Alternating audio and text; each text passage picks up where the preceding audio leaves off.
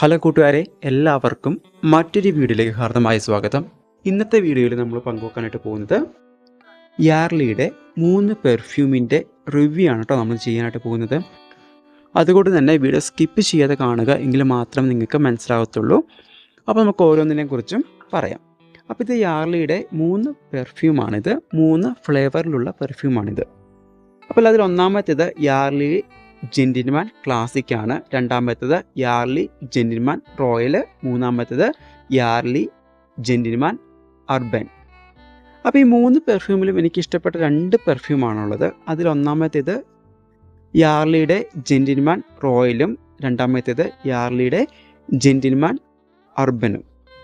ഇതിൽ ഒന്നാമത്തെ പെർഫ്യൂമിൻ്റെ സ്മെല്ലെന്ന് പറയുന്നത് വളരെ ഒരു രൂക്ഷഗന്ധമാണ് ഇതിന്. അതായത് യാർലിയുടെ ജെന്റിൽമാൻ ക്ലാസിക്, അതിൻ്റെ സ്മെൽ എനിക്ക് ഒട്ടും ഇഷ്ടപ്പെട്ടില്ല. അതിനേക്കാൾ കുറച്ചും കൂടി എനിക്ക് ഇഷ്ടമായത് റോയലും അർബനുമാണ്. ഇത് 3 കോംബോ പാക്കിൽ ഞാൻ വാങ്ങിച്ച പെർഫ്യൂമാണ്.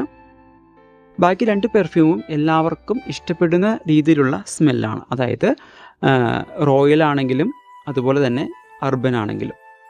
ഇനി ഈ ഒരു പെർഫ്യൂമിൻ്റെ പോരായ്മയായിട്ട് എനിക്ക് തോന്നിയത്, ഇത് നമ്മൾ സ്പ്രേ ചെയ്ത് കഴിഞ്ഞാൽ മാക്സിമം പോയാൽ 2 മണിക്കൂർ, അതിൽ കൂടുതൽ ഇതിൻ്റെ സ്മെല്ല് നമുക്ക് കിട്ടത്തില്ല. അതായത് നമ്മുടെ ബോഡിയിൽ ഇതിൻ്റെ സ്മെല്ല് ഉണ്ടാവത്തില്ല.